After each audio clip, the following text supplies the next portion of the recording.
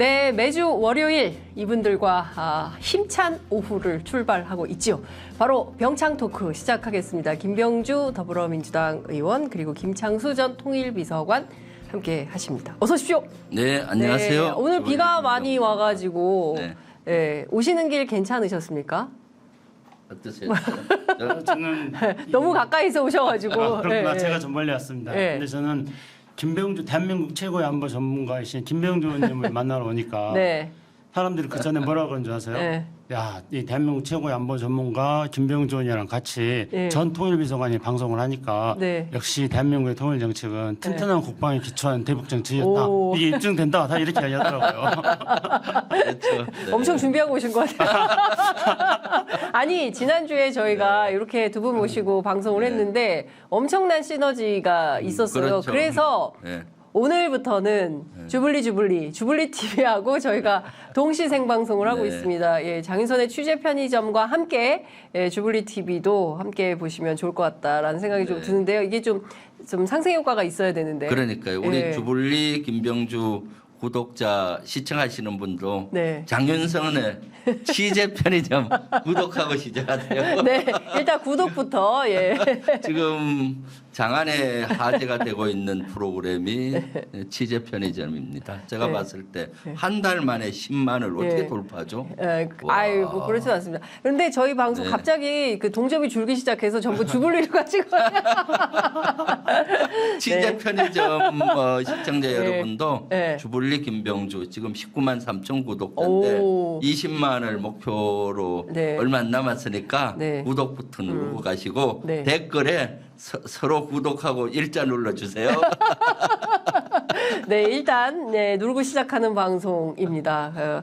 함께 해주시면 좋을 것 같고요. 여하튼 저희는 상생 함께 협력하면서 동반 성장하는 그런 방송이 좀 됐으면 좋겠다는 생각이 좀 듭니다.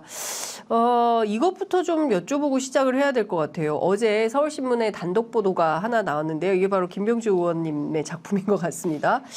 안보실 도청 의혹 논란이 있었어요. 네, 그렇죠. 예, 사실 이게 도대체 어떻게 된 거냐? 도대체가 어떻게 안보실을 대한민국 안보실에 대해서 도감청이 있을 수가 있느냐 이런 논란이 있었는데 이게 바로 휴민트 사람에 의한 첩보 활동인 거죠. 휴민트로 획득한 정보임에도 불구하고 도감청을 통해서 획득했다 이런 걸로 보인다라는 논란이 있어서 상당히 큰 쟁점이 됐었는데요. 일단 요 관련해서 의원님 파악한 내용이 어떤 건지 일단 네. 그 내용을 좀 말씀해 주시면 좋을 것 같습니다. 지금 지난 4월 26일 날 네. 미국에서 언론에 보도된 것이 있잖아요. 그렇죠. 대통령실 우리 윤 대통령실을 도감청한 정황이 있는 비밀이 누출됐다. 네, 그래서 유출됐다. 우리 엄청나게 거기에 대해서 논란이 됐었잖아요. 네. 그런데 여기에 대해서 시긴트라고 해서 시긴트. 감청이 아니고 대통령실에서는 사람에 의해서 휴민트에 의해서 된 것이다라고 얘기를 했어요. 이걸 어디서 얘기했느냐?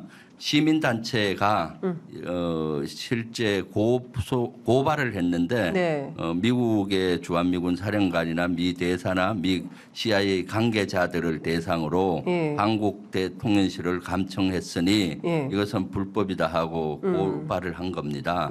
그래서 용산경찰서에서 그거를 조사를 했는데 네. 용산경찰서에서 조사 결과하고 불송치는 했는데 그 결과문에 보면은 대통령실 입장이 나와요. 네. 대통령실 입장은 이것은 시긴트가 아니고 그러니까 감청이 아니고 네. 휴민트에 의한 것인데 네. 왜곡됐다라는 거예요. 휴민트는 사람에 의해서 흘러갔다는 거잖아요. 네. 이것은 그래서 실제 대통령실이 대통령실 안에 간첩이 있다는 걸 인정한 꼴이 되는 거예요. 네? 대통령실에 예를 간첩이 들어서 있다고요? 간첩이 있다는 걸 인정한 거나 마찬가지죠. 예. 왜냐 지금 한미 정상회담을 앞두고 네. 안보실의 기밀이 사람을 통해서 빠져나갔잖아요. 그럼 그 사람이 간첩인 거죠. 간첩이 별 거겠습니까? 네. 우리 국가 중요 정보를 빼서 다른 나라에 주면은 그것도 간첩이거든요. 네. 그러니까 이것을 인정을 한 꼴이 되는 거예요. 거기에 조사 과정에서 네. 그러니까 사실은 이건 큰 문제죠. 미국의 감청도 문제지만은 더 큰 문제는 저는 휴미트에 의해서 나갔다라고 하는 게 사실이라면은 네. 이건 진짜 큰 문제죠. 국가의 정보가 그렇게 다른 나라에 흘러간다는 게 말이 되겠습니까? 네. 그래서 저는 이것이 더 큰 문제로 보고 있고 이것이야말로 대통령실이 제대로 조사하고 해야 된다. 네. 그리고 처벌하고 재발 방지를 해야 된다는 겁니다. 그래서 저는 사실 이 문제는 조금 더 그 시청자분들께서 이해를 돕기 위해서 말씀드리면은 대통령실이 작년에 졸속기전했잖아요. 예, 공산으로. 예. 그때부터 문제 제기를 했었습니다. 예, 그렇죠. 안보에 공백이 난다. 예. 그리고 대통령실과 담벽을 연해서 불과 한 200m 가까이에 미군 기지가 있습니다. 네. 그래서 미군 기지가 있기 때문에 도감청 염려라든가 예. 우리 대통령실을 흔하게 들여다볼 수 있을 것이다. 네. 이것은 안보 공백으로 이어질 것이다라고 경고도 했었거든요. 네. 그리고 그때 국방위원들이 점검하러 갔을 때도 예를 들어서 그때 막 리모델링하고 이사할 때 너무 혼잡한 겁니다. 네. 그래서 우리 당의 김병기 의원님도 지적을 했고요. 국정원 출신. 리모델링하는 물품 속에 네. 도청장 씨가 들어갈 수 있다. 저렇게 맞아요. 통제를 허술하게 하면 안 된다고 이사도 이삿짐 센터 이런 데서 실제 하고 해서 저도 경고를 했었거든요. 네. 그런데 거기 그 현실화가 올 3월 4월에 됐잖아요. 네. 미국에서 비밀이 누출됐는데 보니까 안보실장과 네. 김성은 안보실장과 이문희 전 외교 비서관이 얘기하는 것들이 거기 보고서에 있는 겁니다. 그렇죠. 그리고 시긴트라고 적혀 있었잖아요. 우크라이나에 무기를 지원을 미국이 요구할 건데 네. 이걸 받아야 되느냐 안 받아야 되느냐 받게 되면 국민 여론이 뭐 안 좋고 뭐 등등 이런 탄핵에 대한 거 그리고 대통령한테 직접 요구하면 어떠느냐 이런 아주 긴밀한 내용들이 그 보고서에 요약돼 있는 겁니다. 그래서 그때도 미국에 문제 제기를 하고 사과를 받으라 했는데 네. 사과를 받지 않았죠. 그러면서 김태호 안보실 1차장 같은 경우는 미국과 얘기해 보니까 왜곡된 부분이 많다느니 등등 다른 얘기를 하잖아요. 네. 그러면서 그걸 넘어간 것 같아요. 그런데 고발을 시민단체 그러니까 6.15 공동선언 실천 남측위원회에서 고발을 네, 했는데 네. 거기에서 경찰서에서 이렇게 해보니까 스스로 대통령실이 그걸 인정한 거죠. 휴민트에 의한 거라고. 그렇죠. 그랬더니 더 어이없는 것은 오늘 경찰서에서 네. 문제가 되잖아요. 네. 어제 서울신문 나가니까 용산경찰서는 언론을 보고 네. 인터넷을 검색해서 대통령 입장을 적어놨다는 거예요. 말이 안 되는 된다는 얘기를 하고 얘기를 있네요. 지금 하고 있죠. 그래서 네. 내일 운영위가 열립니다. 아, 운영위 네. 국정감사가 내일 네. 열려요. 네. 운영위는 대통령실 국정감사 또 해당이 그렇죠. 되기 때문에 네. 이 문제를 낱낱이 파헤쳐 보려고 합니다. 그렇군요. 그러니까 일단 조금 상황을 좀 압축적으로 설명을 드리자면 시점이 언제냐면 지난 4월 26일이에요. 이때는 언제냐면 윤석열 대통령이 네. 미국 가기 한 3주 전인데 요때 그렇죠. 김성한 전 안보실장 그리고 이문희 전 외교비서관이 서로 네. 대화를 나누는데 네. 핵심이 뭐냐면 우크라이나의 포탄 지원, 무기 지원 이거 관련해서 대화가 진행이 됐고 요게 고스란히 나간 겁니다. 예. 예, 그래서 관련해서 요때는 그 미국에서 기밀 유출 논란이 있었던 공군 방위군 소속인 잭 테세이라 이 사람이 그렇죠. 미국에서 잡혀가지고 뭐 끌려가고 그리고 재판받고 요런 시점이에요. 그러니까 실제로 우리가 우크라이나에 무기 지원을 하냐, 포탄 지원을 하냐 그런 논란이 있었던 시점인데 요 내용이 나갔기 때문에 도대체 어떤 건지 궁금해하던 그런 내용이었던 것 같습니다. 그때 이제 백그라운드 네, 스토리가 그렇게 그렇죠. 되는데 예. 실제로 안보실 1차장 경우에는 위조됐다. 네. 이 정보는 위조됐다라고 주장을 했어요. 그래서 관련된 내용에 대해서 뭐 갑론을박이 있었는데 그 김창수 저 비서관께서는 뭐 어떻게 보세요? 실제로 이런 게 가능이나 한 얘기인가요? 전 정권에서는? 전 정권에서는 당연히 있을 수 불가능한. 없는 일이죠. 근데 과거에 제가 미국에서 있었던 이 사례 김병주 의원님이 어저께 이야기하셨던 신문에 보도된 걸 보고 네. 그 사례가 생각났습니다. 그러니까 1996년도에 네. 강릉에 북한의 잠수정 좌천 사례가 있었어요. 26명의 무장한 북한 군인들이 네. 우리 영토에 침략한 적이 있었죠. 네. 그때 이제 어떤 일이 있었냐면 미국에서 로버트 킴이라고 당시 해군 분석관이었습니다. 근데 이분이 자기가 업무 과정 속에 취득한 정보를 그 사람도 어쨌든지 간에 자기 그 미국 시민권자였습니다만 네. 자기 모국을 생각해가지고 당시 자기가 확보하고 있던 미국이 파악하고 있는 동해상에서 북한의 잠수정 활동에 대한 동향을 우리 측에 전달해 준 적이 있었습니다. 그래서 북한이 잠수함이 쳐들어왔으니 우리는 침투해 왔으니까 그 정보에 대해서 공유를 해줬던 거였죠. 근데 어떻게 된 줄 아세요? 그분 로버트 킴 기밀 누설 혐의로 네, 그러니까 맞아요. 간첩죄죠. 그렇게 해가지고 9년 복역했어요. 그러니까 이거 따지고 보면은 그것과 어떻게 보면 이제 한미 정상회담을 앞두고 이런 일들이 발생했다는 걸 보면은 그 사건보다도 심하면 심했지 덜하진 않다 네. 그런 생각이 듭니다. 그리고 대통령실이 네. 부인하는데 미국이 감청하는 거에 대해서 계속 미국 입장에서 부인하잖아요. 네. 저는 이것은 큰 문제라고 봐요. 저는 지금도 감청이 이루어질 확률이 많다라고 봐요. 왜냐하면 감청을 방지하는 대도청 장치 있잖아요. 네, 네.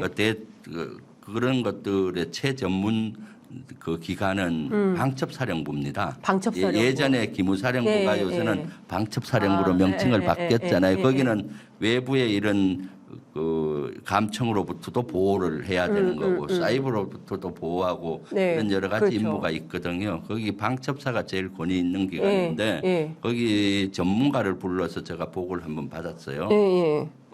실제 미국이 감청한 것 같은데 우리가 미국이 감청하는 걸 알려면은 네. 미국의 감청 기술이라든가 예. 장비를 어떤 걸 쓰는지 알아야 그렇죠. 하잖아요. 대응이 되죠. 상대가 총을 쏘는지 포탄을 쏘는지 알아야 그렇죠. 방을 하잖아요. 그렇습니다. 그래서 솔직히 우리 방첩사에서는 미국의 감청 기술이 어느 정도가 있는지 어떤 기술을 쓰는지 어떤 장비를 쓰는지 잘 모른다. 예전에 갖고 있던 장비는 아는데 네. 최근엔 급속도로 발전하기 때문에 모른다가 답이었어요. 그 말이 됩니까? 아니 그건 말이 되죠. 아, 그래요? 그거는 왜냐하면 뭘로 수 미국이나 일본이나 중국이나 러시아 네. 이런 주변국들은 감청 기술이 진짜 빠르게 발전해요. 눈부시게 발전하는데. 네. 창보다 칼이 훨씬 더 네. 발전하는 거거든요. 그러면은 실제 방어 뚫혔을 확률이 많아요.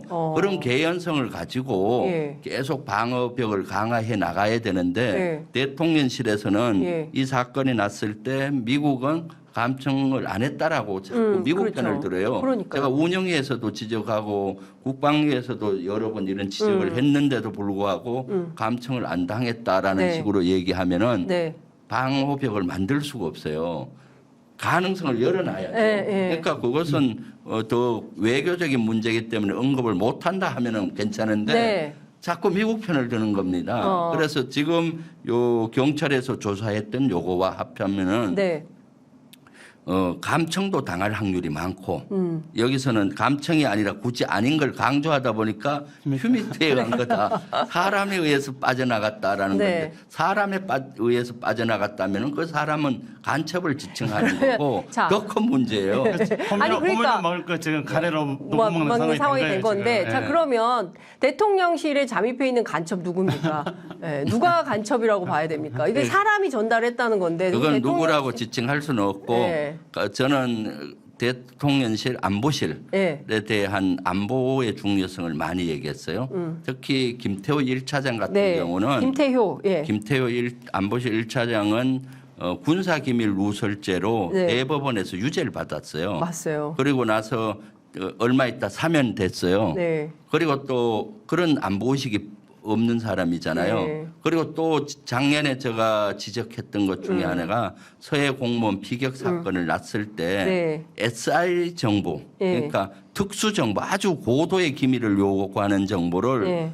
합참정보본부장한테 김태호 1차장이 SI 비치인가가 나기 전에 받은 것 같더라고요. 정보본부장 정언에 의하면은 그러면 SI 취급 인가도 나지 않고 보고받은 거는 실제 보안에 위배된 거거든요. 그거를 제가 운영위 때 김대기 대통령 실장한테 네. 이거 조사해라. 그걸 강조했었거든요. 네, 네. 결국 조사 안 하고 유한무한 넘어간 겁니다. 안보실에서 예를 들어서 SR 취급 인가가 없는 상태에서 보고받으면은 네.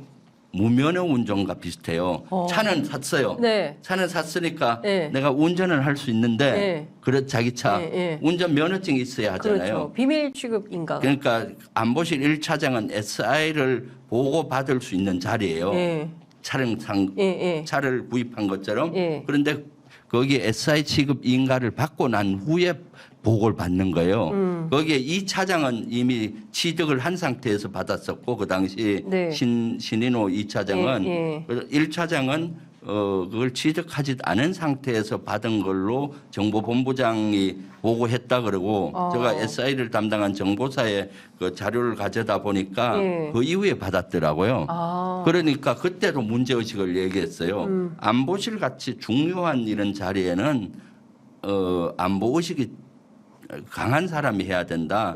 안보의식이 부족한 사람이 해서는 안 된다 하고 작년에 이미 운영위에서 제가 지적을 했던 사항인데 네. 그리고 또 이런 도감청 문제에서도 휴미트 사람에 의해서 빠져나갔다고 네. 하잖아요. 그러면 꼭 누구라고 특징할 수는 없지만은 네. 이렇게 대통령실과 안보실이 네. 안보 의식이 부족하다고 보여지는 거죠. 그러니까 전반적으로 보면 누가 했는지는 알 것 같다. 뭐 그거는 네, 여기서 추정이 단정할 수는 없고 없지만 사실은 국민들이 추정이 되는 것이고요. 가능한, 그래서 네. 대대적인 조사를 해서 네. 간첩 색출 작전을 해야 된다. 대통령실 간첩 색출 작전을 해야 된다. 그렇지 않고서는 네. 앞으로 이게 어떤 정보가 어떻게 어떤 형태로 빠져나갈지 알 수가 없는 이런 상황이 그리고 되는 이것은 것이다. 빙상안의 일각일 수가 있죠. 왜냐하면 미국의 정보가 새 나가기가 어렵잖아요. 네. 그런데 그 새 나간 것이 뉴욕 타임스지에 나오고. 나오고 그 문건까지 나오고 네. 그것이 사실 그 내용이 거의 사실화 돼 가고 있잖아요. 그때 그렇죠. 탄약 뭐 33만 발 예, 나가는 예, 거 예. 그것이 우리도 탄약을 정확히 몇만 발인지는 모르지만은 탄약창에서 진해를 거쳐 가는 정황들도 여러 방송에서도 다루었잖아요. 네. 실제 그런 것도 취재되고 그래서 이러한 딱 걸려서 그런 것이지 네. 실제 대통령실을 미국은 환하게 보고 있을 확률이 많죠. 듣고 보고 있을 확률이 거의 많죠. 실시간으로 그럼 정보가- 미국만이겠습니까? 중국이나 러시아나 일본도 이렇게 보고 할 확률이 있다는 거예요. 왜냐? 대통령실 졸속 기전을 하다 보니까 그런 걸 제대로 갖추지 못한 상태에서 들어가다 보니까 이런 안보 공백이 일어나고 네. 안보 참사와 예. 외교 참사가 계속 이어가고 있는 것들이 이러한 원인이 됐을 가능성도 아주 높은 거죠. 상당히 투명한 정부네요. 네.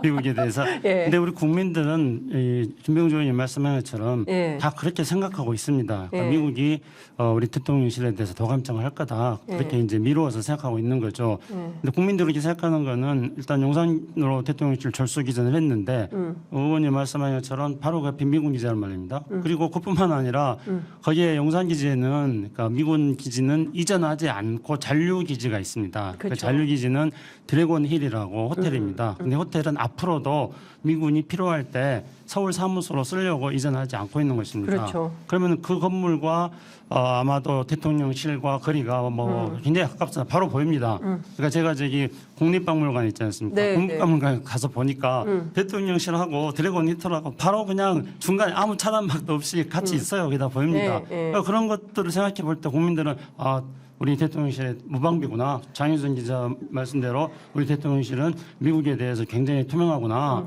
그런데 이제 그것뿐만 아니고 제가 최근에 그 이스라엘과 하마스가 싸우는 그런 그 이스라엘을 만든 넷플릭스 드라마가 있습니다. 파우다라고요. 혼돈, 파우다 이런 건데 이거 이제 뭐 이스라엘이 만들었기 때문에 뭐 객관적이라고는 할 수 없습니다만 참사하거나 할 수가 있는데 거기에 이런 대목이 나옵니다.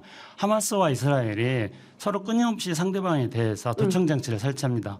그래서 이제 그 팔레스타인 자치 정부의 도청 장치가 발견됐어요. 네. 그래서 그 도청 장치를 찾은 사람이 뭐라고 하는지 압니까? 이거는 이제 우리말로 하자면 제가 우아하게 표현하자면 일상사 다반사입니다.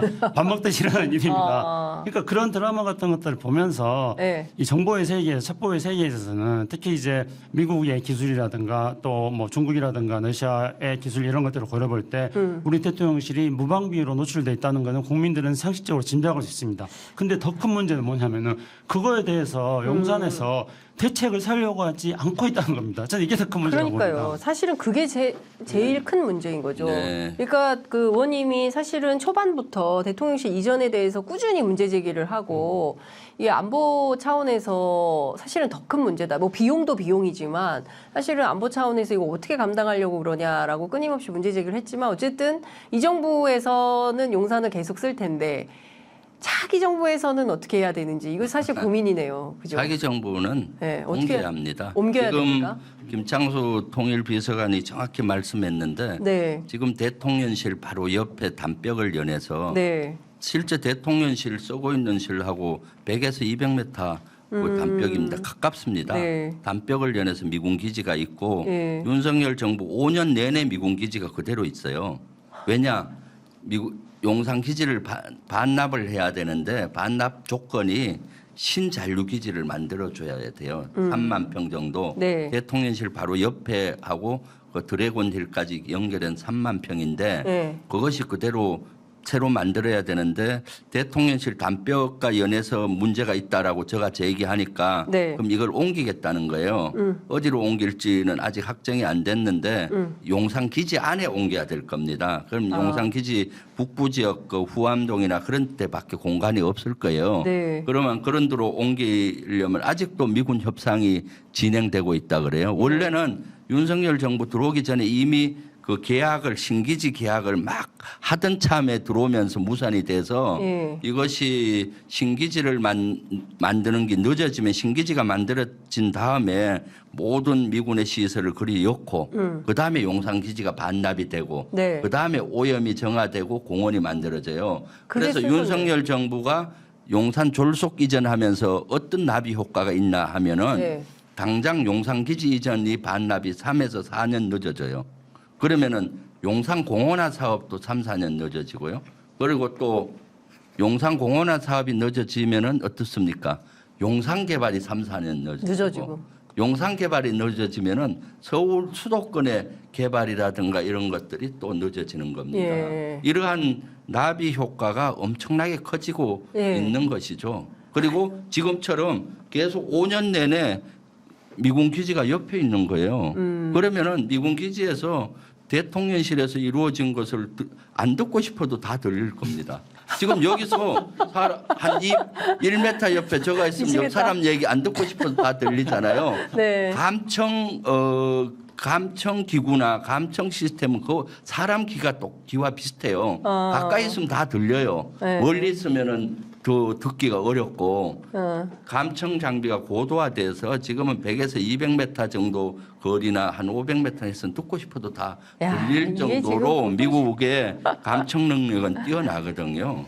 아이고야, 이게 지금 좀 솔직히 말하면 좀 우프네요. 이거를 그냥 우리 국민들이 보고만 있어야 한다는 것 자체가 매우 불편하다 이런 생각이 좀 듭니다. 그러니까 좀 상식적이지 않고 느닷없이 대통령실 이전을 하고 이렇게 안보가 뚫리고 그리고 그 안에 있는 사람은 간첩인지 뭔지 뭐 예? 정보를 그냥 실시간으로 일상사 다반사로 그냥 넘기고 있다. 이러면 우리 안보와 도대체가 어떻게 되는 것인지에 대해서 참 우리 스스로 우리가 너무 좀 한심해지고 있다는 생각이 좀 드네요. 국민의 한 한마디로 사람은. 말씀드리면은 창피해요. 안보 회의, 안보 불능 정권입니다.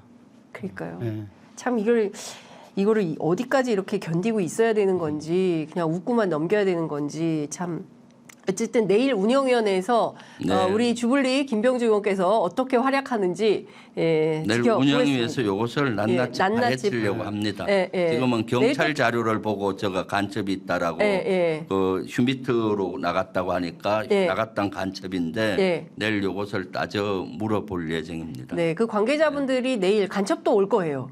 예, 운영위 현장에. 네, 예, 운영위 그럴 현장에 가능성이 예, 있죠. 예, 간첩이 옵니다. 국회에. 그러면 그 간첩 누군지 낱낱이 파헤쳐 주실 거라고 혹시 이 믿으면서 방송 듣고 쫄아가지고 안아버리지 않을까? 그럴까요? 예, 하여튼 실시간으로 저기 대통령실에서 모니터링을 하고 있는 것 같습니다. 네, 지켜보겠습니다. 그리고 또 하나 이번엔 또 국회 국방위에서 네. 또 센 걸 또 하나 터뜨리셨는데 바로 해병대 사령부가 최상병 순직 사건 지휘 책임자 중에 하나였던 임성근 1사단장 분리 파견 명령. 사실상 이게 보직 해임 절차를 밟고 있었던 거 아니냐. 근데 오늘 보니까 또 인사가 났더라고요. 네. 예, 이거 좀 전반적으로 함께 살펴봐야 될 것 같은데 일단 저는 궁금한 게 장군님들도 이렇게 분리 파견 같은 걸 하는지 그런 인사가 원래 있습니까? 저는 39년 동안 근무하면서 네. 사단장이 분리 파견된 걸 본 적이 없어요. 그런 경우가 있긴 하죠. 뭐냐면은 성추행 사건이 사단장이 연루됐다. 아, 사단장 스스로가 성추행- 연루됐다 하면은 네. 바로 분리를 해야 되잖아요. 그렇죠. 보통 가피를 나눠야 사람도 가해자 피해를 그렇죠. 분리하지 예, 않습니까? 예, 예. 그러니까 이런 경우는 실제 보직 해임으로 가는 첫 한 단계가 네. 분리시키는 거거든요. 예를 들면은 해병대 전수사 단장이 해병대 사령관한테 보고를 했어요. 1사단장 해병 1사단장이 과실치사 혐의가 있다. 네. 그래서 이거 경찰에 넘겨야 된다. 네. 과실치사 혐의가 있으면 본인이 얼마나 불안하겠습니까? 그렇죠. 의혹이 있어도. 예, 예. 그래서 이것은 보직해임으로 가야 된다라고 사령관이 판단한 것 같고 네. 그래서 7월 30일 날 해병대 사령관이 해군 총장한테 보고를 해요. 과실치 수사 결과를 보고하면서 네. 이것은 과실치사 혐의가 있기 때문에 불가피하게 1사단장을 보직해임해야 될 것 같다라고 했던 것 같아요. 그러면서 후임자 2명, 그럼 새로운 사람을 뽑아야 될것 같아요. 되잖아요. 예, 예. 그럼 후임자 2명을 보고를 해요. 그래서 해군 국정감사에서 2명을 보고받았다고 해군 참모총장이 인정을 했어요. 후임자 2명 보고받았다. 네. 그리고 그날 오후에 장관한테 가서 보고를 하잖아요. 예, 그렇죠. 해병대 사령관과 전수사 단장이 그렇죠. 가서 수사 기록을 먼저 보고하고. 보고하고 그다음에 인사는 네. 복대해서 하는 그렇죠. 거예요. 다 그거 나가라고 한 전수사 다음에. 단장도 알면 안 안 되잖아요. 되니까요. 그래서 한 15분 정도 예. 장관한테 해병대 사령관이 보고했다 예, 예, 나오는데 예. 지금 이종섭 장관이 그만둬서 물을 수가 그렇죠. 없는데 그때도 아마 후임자 2명에 대한 보고가 아니었나 싶어요. 그렇게 되고 난 다음에 바로 그 다음 날 네. 31일 날 예. 분리를 파견. 시켜요. 네. 분리를 시키려면 파견 명령을 내야 되잖아요. 네, 네. 어디로 파견 명령을 내느냐? 해병대 1사단은 포항에 있습니다. 네. 해병대 사령부는 경기도 저쪽 발안에 있어요. 네, 네. 그러니까 파견을 사령부로 파견 명령을 내리면은 네. 지휘권을 뺏는 거거든요. 그렇죠. 지휘권이 없는 거잖아요. 예, 예. 왜냐하면 군은 특히 지휘관은 이럴 때 신속히 분리시켜야 돼요. 왜냐하면 무장하고 있는 군을 지휘하잖아요. 아, 잘못 생각하면 큰일 납니다. 그러네요. 지휘관이. 예, 예. 그렇기 때문에 분리를 시킨 거고 예. 그리고 나서 이제 분리 파견 명령은 사령관이 할 수 있어요. 예, 예. 근데 보직 해임은 예. 사령관이 못 하고 해군 총장 권한이에요. 아. 보직 해임을 하려면 또 위원회가 열려야 되고 예. 해군에서 해야 되니까 최소한 2, 3일 걸려요. 아, 예. 근데 일단 분리는 시켜야 되는데 그래서 분리 파견한 거고 그다음에 이제 그 보직 해임을 위원회를 열고 해군 총장이 해야 되고 네. 그다음 후임자는 대통령의 권한입니다. 아, 사단장, 후임 전투 사단장을 임명하는 건 대통령 네. 권한이에요. 대통령 제가가 나야 돼요.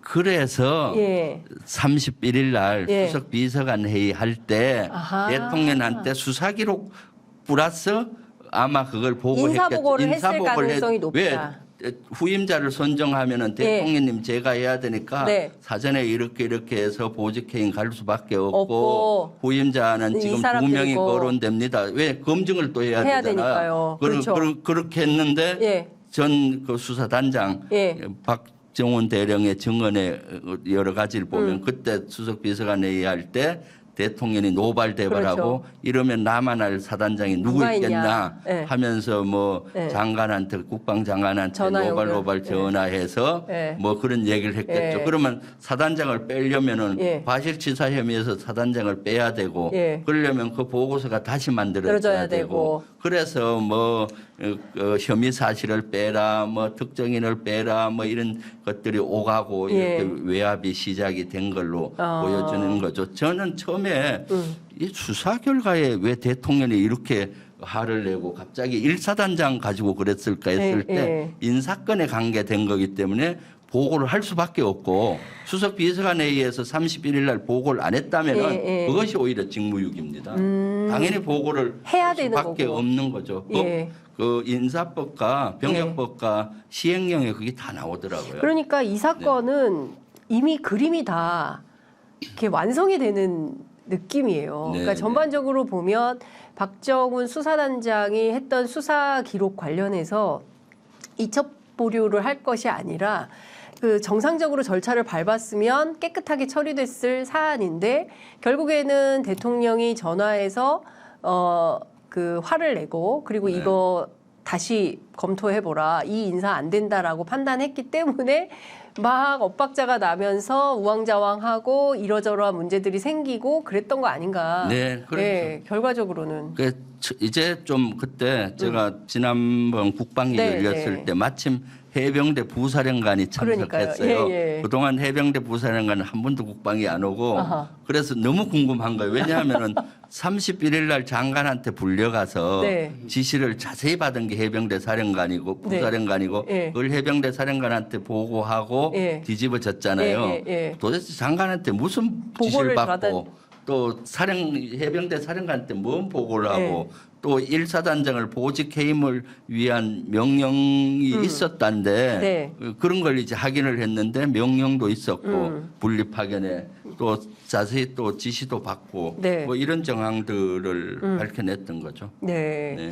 근데 지금 어찌됐든 오늘 발표된 그 장군 인사를 보면 임성근 사단장도 그대로, 그 다음에 김계환 사령관도 그대로. 아니 임성근 사단장은 아직 모르고요. 앞서 발표했는데. 해병대 사령관은 제가 오기 전에 보니까 예. 그대로 해병대 3스타 진급자가 없는 걸로 봐서 예. 그대로일 확률이 있어요. 먼저 예. 장군 진급자 먼저 발표나고 아. 그거를 제가 오전에 봤고요. 그 다음에 보직 명령이 나요. 아. 진급자. 그런데 일단은 제가 오기 전에 확인한 바로는 네. 해병대 사령관을 다른 데로 보직 해임을 하든 하려면은 예. 해병대는 3스타가 한 명이에요. 그럼 2스타에서 한 명이 진급을 해야 되는데. 되는데 2스타에서 3스타로 진급한 명단은 없었다. 아. 그렇기 때문에 해병대 사령관은 그대로 유임할 걸로 보여지고 예. 지난 국방위에서도 예. 신원식 국방부 장관이 해병대 사령관은 그대로 놔둘 것 같이 얘기했었고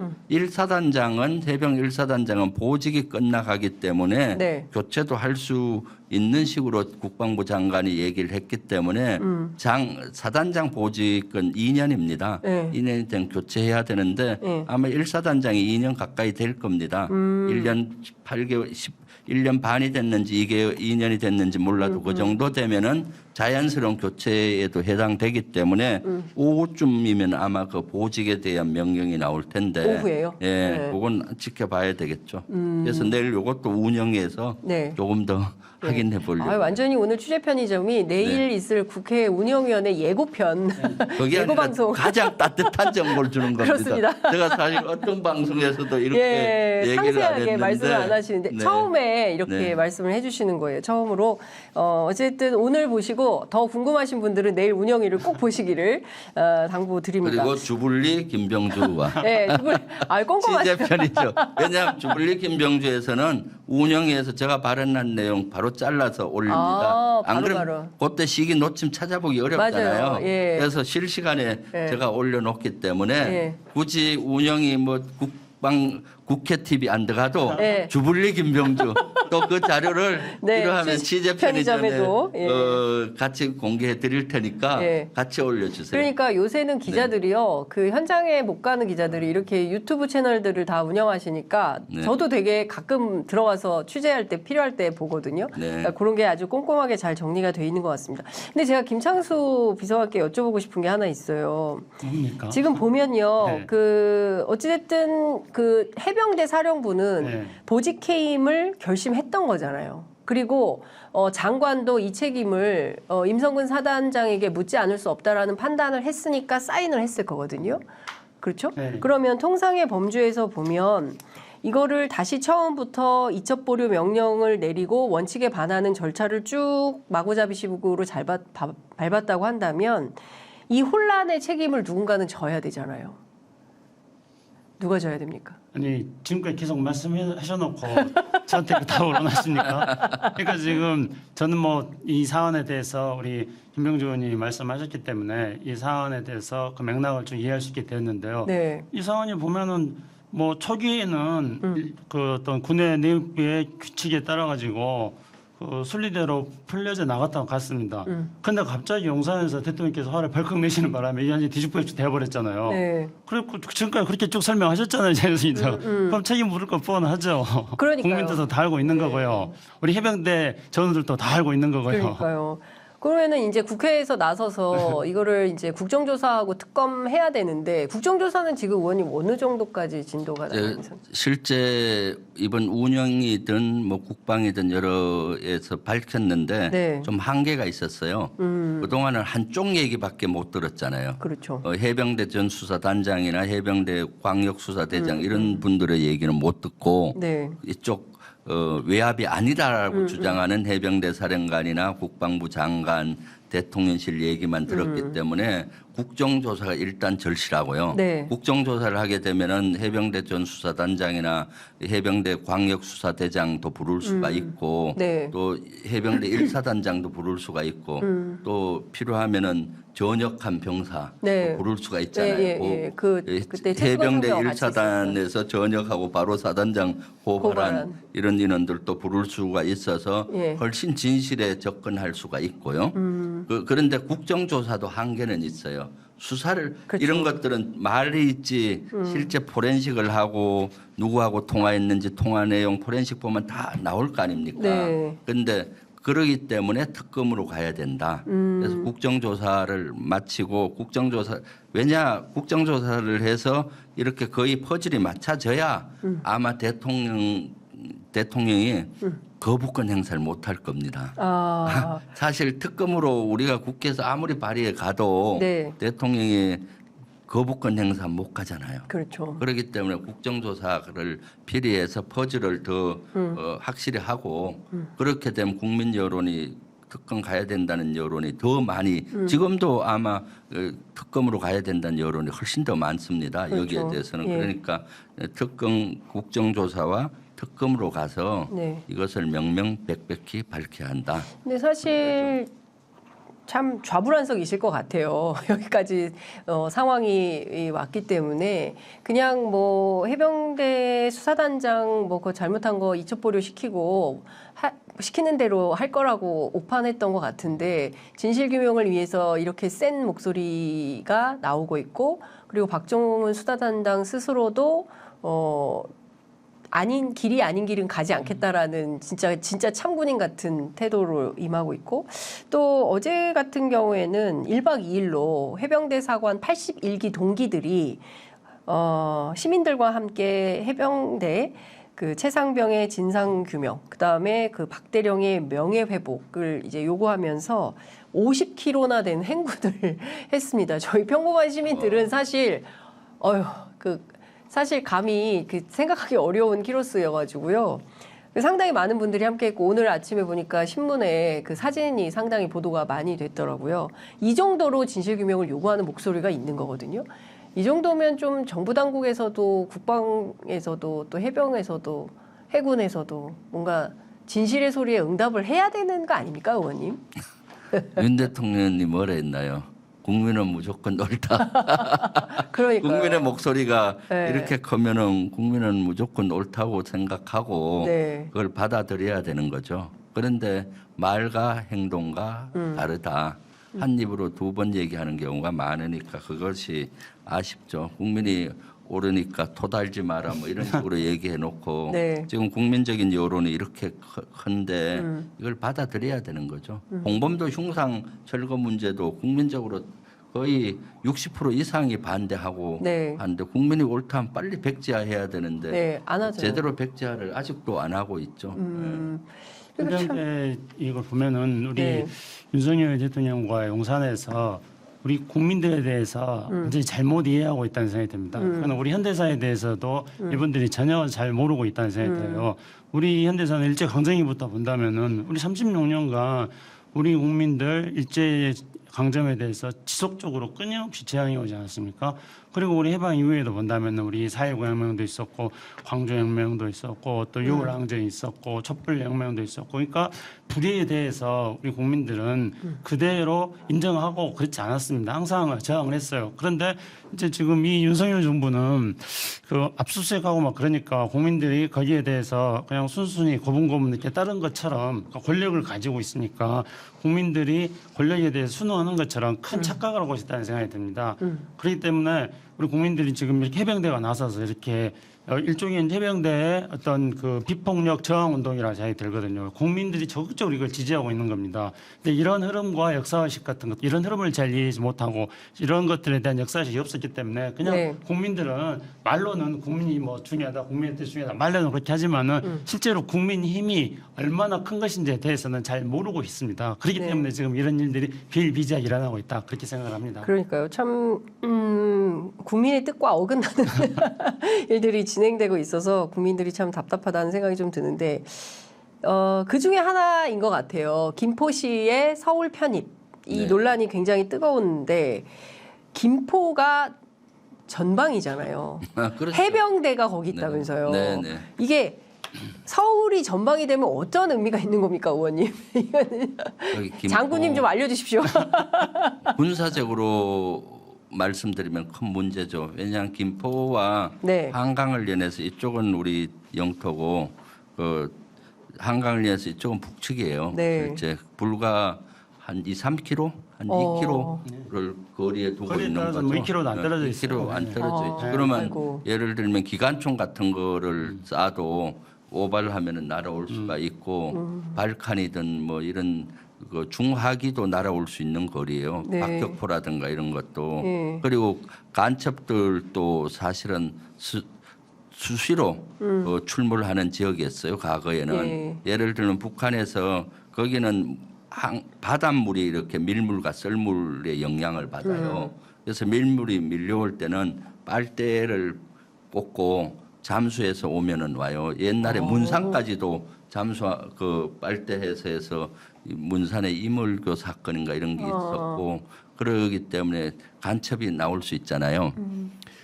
수도 서울에 간첩이 뚫혔다 이렇게 보도될까요? 수도 서울에 앞으로 그러면은 수도 서울에 뭐 기관총 오발로 떨어졌다면 기관총이 수도 서울에 있다 하면은 세계적으로 어떻겠습니까?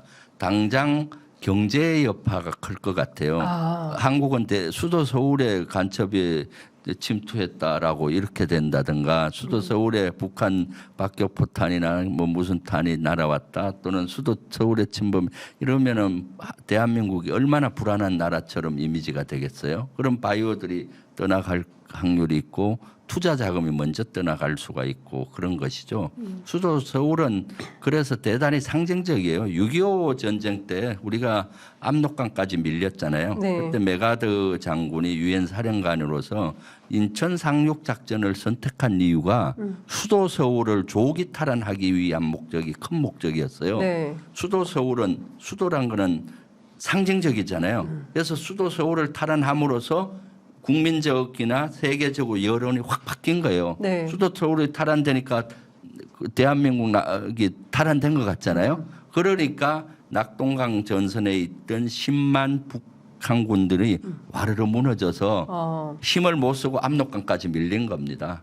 불행하게도 중공군이 그때 네, 다시 다시 또. 개입을 하면서 우리나라가 다시 구동강이 났는데 아마 그때 중공군이 개입 안 했다면은 바로 그때 우리 대한민국으로 통일이 됐을 텐데 너무나 가슴 아픈 순간인데 인천 상륙 작전도 그와 같이 수도 서울의 상징성 때문에 그 큰 역할을 한 것이죠. 그래서 수도 서울이 북한과 맞대고 있다. 맞대고 있는 겁니다. 강을 연해서 북한과 맞대고 있다. 상상이 가나요? 이건 군사적인 측면에서 그런 겁니다. 근데 신원식 장군 같은 경우에는 뭐 그거 수방사로 뭐 하고 뭐 관리 통합 관리하고 이런 거 어려운 일 아니다 이런 주장을 또 하시더라고요. 그러니까 아까도 그 안보실에서 우리 김병주 의원님 말씀이 따르면 안보실 사람들이 안보에 대해서 너무나 무능하잖아요. 네. 근데 이번에 신원식 국방장관이 이야기하는 걸 보니까 이 정부는 정말로 용산만 그런 게 아니라 국방부 장관도 정말 안보에 대한 그런 기본적인 감각이 없는 사람이 국방부 장관을 하고 있구나 그런 생각이 들었습니다. 지금 김포를 서울로 편입하면 어떻게 되냐면요. 네. 대한민국과 이 북한과의 관계는 이스라엘과 팔레스타인의 관계처럼 될 겁니다. 우리나라가 지금 현재 우리가 지금 정전협정이 있기 때문에요. 네. 정전협정을 기본으로 해가지고 우리가 이스라엘하고 팔레스타인의 관계가 되지 않고 지금 현재 남한이 그동안에 분단 상태에도 불구하고 이렇게 발전해 왔던 겁니다. 뭐 지금까지 정전협정이 뭐 서로 쌍방이 수십만 차례 어겼다고 하지만 정전협정의 골간 자체는 무너지지 않고 유지되고 있었습니다. 그런데 지금 그 신원식 국방장관은 이 정전협정을 조금 더 보완해서 그래서 이제 정전협정이 만들어오는 완충 지역을 육해 공욱 차원에서 무력 충돌을 완화시키기 위한 9.19 군사합의를 만들었는데 네. 신원식 국방장관이 9.19 군사합의도 없애자고 하지 않습니까? 네. 그러니까 이제 신원식 장군의 논리대로 따르면 이제 우리가 남북 관계 속에서 이 안전과 평화를 지킬 수 있는 기본 틀을 다 없애자는 그런 이야기입니다. 그러면 이제 우리 김병주 의원님께서 말씀하셨지만요. 지금 현재 김포하고 네. 그 북한하고 관계 거기 이제 한강이 흐르고 있습니다. 네. 근데 그곳은 DMZ가 아니에요. 거기는 군사 분계선이 없습니다. 군사 분계선은 우리가 이제 저기 차를 타고 가다 보면은 오두산 통일전망대 쪽에 있는데요. 네. 오두산 통일전망대 북쪽 그러니까 임진강 북쪽 지역까지 그 군사 분계선은 끝납니다. 네. 그리고 오두산 통일전망대에서 김포반도 북쪽과 그다음에 강화도 북쪽 지역은 한강 하구수역이라고 하는데요. 네. 여기는 군사 분계선이 없어요. 정전협정 제5조에 따르면은요. 네. 여기는 쌍방 공동 관리 구역인 거예요. 그리고 정전협정에 따르면은 쌍방이 정전협정 5조에 따르면은 쌍방의 내륙에 100m까지는 자유롭게 갈 수 있는 곳입니다. 그런데 지금 현재 거기는 이제 밀물 썰물이 해가지고 모래가 많이 퇴적돼 있어요. 그 거리는 뭐 짧으면 1.5km, 뭐 길면은 뭐 2, 3km 이렇게 될 겁니다. 엄청 가까워. 예, 그리고 가까운데요. 근데 거기에 지금 그곳에 수도를 지금 밀어넣겠다는 거예요. 거기다가 거기에 수도를 밀어넣으면요. 거기에는 정전협정에 따라 가지고 군사 분계선이 있는 것도 아니고요. 더군다나 신원희 장관은 지금 9.19 군사 합의도 없애자고 하는 사람이에요. 네. 그러면 이제 김포가 만약에 서울에 편입되면요. 예. 서울은 바로 북한하고 대치하고 있는 거고요. 그러면은 그런 어떤 정전협정 같은 안충 자체가 없는 이스라엘하고 팔레스타인이 맨날 싸우는 것처럼 그 맨날 싸우는 싸움터가 될 겁니다. 그곳은. 그래 되면 이제 우리가 이렇게 말했을 거예요. 신원식 장관 같은 경우 이렇게 이야기했죠. 그러면은 김포반도에다가 대규모 병력을 더 많이 갖다 놓으면 된다 이럴 거 아니에요. 그러면 또 북한이 또 거기에다가 또 더 많은 병력을 또 갖다 놓을 거 아니에요. 그러면 수도 서울은 남북한의 최첨예한 최첨예한 군사력 대치 지역이 되는 겁니다. 대한민국 수도가 세계에서 가장 군사력이 대치된 그런 최첨예한 군사력 대치 지역이 되면은 대한민국 수도가 얼마나 국제적으로 볼 때 수도의 브랜드 가치가 불안한 점이 되겠습니까? 그러니까요. 경제적으로 외국에서 우리나라에다 투자하려고 그러겠습니까? 그러니까 김포를 서울에 편입시키는 것은 김포 시민들한테도 결코 도움이 되지 않습니다. 예. 그러니까 도대체 뭐 정치를 어떻게 하려고 이렇게 하는 건지 의심스러워요. 공매도만 하더라도 지금 당장 블룸버그가 막 기사가 쏟아지고 있지 않습니까? 근데 저는 지금 말씀 좀 들어보니까 김포가 접경지가 되면 김포는 이미 접경지고 김포가 서울에 편입이 되면 수도 서울 자체가 접경지가 되는 것이고 경제적으로는 굉장히 불안정한 지역이 돼서 투자자들이 빠져나가거나 외국인 투자자들이 없어진다거나 뭐 이런 등등의 소위 얘기하는 그 코리아 리스크 이게 더 커지는 상황이 되는 거잖아요. 그러니까 이게 왜 이런 선택을 하는 걸까요? 정치적으로 의원님 어떻게 분석하세요? 왜 그러니까요. 이런 선택을 하는 걸까요? 지금 국가와 국민을 진정으로 생각해야 되잖아요. 네. 그런데 국가와 국민을 생각하기보다는 오로지 총선에 승리하기 위해서 국민의힘 그러니까 윤석열 정부에서는 총선 승리에만 혈안이 되어 있는 거죠. 지금 윤석열 정부의 심판론이 거세잖아요. 네. 그 강서구청장 선거에도 그런 것들이 이루어져서 거대한 물줄기가 이제 윤석열 정부를 심판하자 이런 분위기가 가니까 그걸 네. 차단하고 이슈를 막겠다 해서 막 지르는 것 같아요. 이 정부는 사실 제가 정의를 졸속 정부라고 했는데 네. 모든 걸 졸속으로 맞습니다. 많은 부분을 졸속으로 해요. 특히 대통령실 국방, 안보 이전도 이걸 졸속으로 하고 그렇고 있습니다. 맞습니다. 대통령실 이전 같은 거대한 사업도 졸속으로 2개월 만에 추진하고 또 뭐 졸속으로 하다가 문제 생기면은 백지하고 네. 졸속 정부 백지화 정부예요. 그러니까 지금 이런 이슈를 던지는 것도 진짜 국가와 국민을 위해 생각하는 것이 아니라 총선 승리를 위해서 그냥 막 내지르는 것이죠. 근데 이런다고 그리고 이기나요? 그러니까 그런 후과가 네. 막 나타나는 거죠. 당장은 이슈 선점이 된 듯 보이지만은 네. 우리 국민들은 현명합니다. 예, 예. 이것의 후과가 얼마나 큰지를 알거든요. 예. 그렇기 때문에 이것은 지금 보면은 뉴스를 선점하고 예. 거대한 그 심판론을 물줄기를 차단한 것 같이 보이지만은 예. 뚝처럼 그 거대한 댐에서 심판하자는 물줄기가 터져버렸기 때문에 네. 임시로 막아질지는 몰라도 결국은 막기가 어렵고 더 이런 것들이 총선에 국민의힘에게는 악수가 될 확률이 많죠. 네. 이걸 조금만 더 들어가 보면은요, 네. 정말로 얼마나 졸속인지가 백일하게 드러납니다. 정말로 그 대통령실을 국방부가 있는 용산으로 옮겨가지고 이날을 치더니 네. 지금 김포반도 북쪽은 민통선입니다. 민간인 출입 통제 지역이거든요. 그래서 거기 들어가려면은 전부 다 군 허락받고 들어가야 돼요. 네. 그러면은 김포시가 서울을 편입되면은 서울시에 민간인 출입 통제국이 있는 거예요. 서울시 안에 수도 서울에 민간인 출입 통제국이 있어가지고 시민들이 자기 동네 갈 때 군의 승인을 받고 들어가야 되는 그런 적이 되는 겁니다. 그 이렇게 또 졸속이라는 거예요. 그러면 이제 이렇게 지적을 하면은 거기에 대해서 이제 대비책을 세운다고 하지 않겠습니까? 그래서 대비책을 세우는 게 뭐 서울에 예를 들어서 수도지만은 뭐 그린벨트가 있다 그러듯이 네. 뭐 또 서울에도 민간인 출입 통제국을 둘 수 있다 또 이런 말이 나올 수도 있고요. 또 아니면 이렇게 할 수도 있을 것 같다는 생각이 들어요. 그러면 그쪽은 떼고 여기만 뭐 김포 그 시청이 있는 쪽만 그쪽만 이렇게 편식시키면 된다. 또 이렇게 해야 할지도 몰라요. 아무튼 간에 왜 이런 문제가 생기냐면 졸속이기 때문에 그렇습니다. 김포반도가 현재 처해 있는 남북 대치 상황 속에서 지정학적 상태가 어떤 건지에 대해서 아무 생각 없이 풀쑥 수도에 편식시켰기 때문에 이런 문제가 생기는 거예요. 오히려 김포를 위해서 해야 될 거는 뭐냐면요. 기본적으로는 튼튼한 안보가 기본이고 그리고 김포반도가 처해 있는 그 한강 항우수역과 북한과 인접해 있는 이 영역을 오히려 한반도의 평화를 정착시키면서 여기를 특수한 어떤 그 평화지대로 발전시켜 나가면은 네. 그럼 김포가 훨씬 발전하는 거죠. 그렇죠. 가장 쉽게 예를 들어보면은요. 김포반도 가운데쯤에 애기봉 통일전망대라고 네. 있어요. 굉장히 뭐 뷰도 좋고 맞아요. 시설을 지금 잘 갖춰 놓았거든요. 거기하고 오두산 통일전망대하고 한강 하구수역을 통해서 연결돼 있습니다. 근데 거기를 지금 배로 못 다니거든요. 육로로 가려면 빙 돌아가야 돼요. 예를 들어서 예. 거기가 지금 유인사가 관리를 하고 있습니다만은 거기를 연결시켜 가지고 네. 오두산 통일전망대하고 김포 애기봉 통일전망대하고를 배로 다닐 수 있다 이렇게 한다면요. 거기는 무슨 뭐 다보스 포럼 같은 거 열어도 돼요. 거기서 전 세계 모든 정상들 초청해가지고요. 예, 예. 그 양쪽 오두산 통일전망대에서 개막식 하고 예. 배 타고 본회에 있는 애기봉 통일전망대에서 하고 세상에 이렇게 멋진 회의 장소가 어디 있습니까? 이런 방식으로 김포를 발전시키려고 생각해야죠. 그렇죠. 아, 그러니까 빨리- 정치의 상상력이 이렇게 네. 이렇게 다른 겁니다.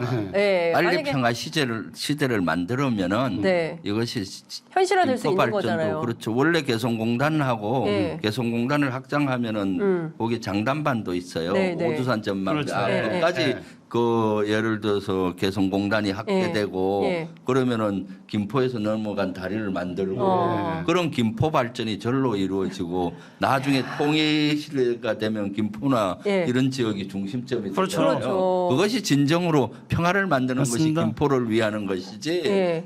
막 이렇게 내지른다고 되는 것이 아닌 거죠. 그러니까 이제 역발상 같은 게 필요하고 관점과 철학이 어디에 있느냐에 따라서 완전히 다른 정책을 할 수가 있는데 무조건 서울에 편입되는 게 좋은 거냐. 사실 제가 김포 시민들 뭐 현장에서 만나 뵀지만 그게 아니라 일단 교통 문제부터 좀 해결을 해주고 그렇죠. 그러니까 실질적으로 그런 다음에 뭐 서울이 되면 좋겠지만 서울이 되면 뭐 집값이 좀 오를 수 있지 않을까라는 아주 막연한 기대 정도이지 그게 다 좋다라고 국민들도 판단 안 하는데 좀 이상한 포퓰리즘으로 정치 또 선전을 하는 것이 아닌가라는 생각도 좀 듭니다. 안보에 의식이 없고 회의하고 무능해서 그런 겁니다. 안보 의식이 없고 회의하고 무능해서 그렇다. 역시 근데 말씀- 통일비서관님 대단하시네요. 그분야 네. 대부분 잘 몰라요. 어디까지가 군사 분계선이 그러니까요. 있고 예. 어디까지가 이런 지역인지 잘 모르는데 예. 아주 명쾌. 전부 다 우리- 차성 장군님 옆에 계셔가지고 다 아니요. 그렇습니다. 네, 뭐 준비해 오신 거예요. 그렇게 구체적으로 아시는 분 거의 없어요. 네, 사실은. 그러니까요. 거기도 예. 군사 분계선이 있는지 알고 네. 이렇게 알고 있는데 네. 아주 정확히 예. 이렇게 말씀해 주시네요. 네. 취재 편의점에서만 들을 수 있는 물리 김병주에서만 들을 수 있는 네, 이런 핵심 컨텐츠다. 네, 그거네요. 말씀을 네. 주셨습니다. 아유 이제 시간이 다 돼서 이번 주에 마무리를 해야 되는데 그 전에 이번 주 출판 기념회 하신다면서요. 아, 네. 네. 다음 주 화요일 날 14시, 네. 14일 날 네. 화요일 날 3시에 오후 3시에 진접해서 네. 할 예정입니다. 어떤 책이에요? 손자병법입니다. 네? 손자병법? 네. 통상 그 정치인들 그 출판 기념회 요새 많이 하시는데 네. 그 주로 자기에 대한 얘기인데 저는 손자병법의 전문가로 통하잖아요. 그래서 지금 다시 손자병법이라고 해서 지금이 위기의 시대지 않습니까? 특히 윤석열 정부 들어와서 경제적으로도 위기고 또 코로나를 겪으면서 대단히 새로운 뉴노멀 시대가 왔잖아요. 네. 거기에서 위기를 기회로 바꾸는 방법. 그것은 2500년 전 손자병법에서 다시 지혜를 찾을 수 있기 때문에 또 저는 정치 활동을 하면서 이런 위기를 기회로 바꾸는 것들을 손자병법에서 늘 찾고 있기 때문에 그 책을 다시 내시고 네, 예. 내서 네. 출판 기념회를 합니다. 네.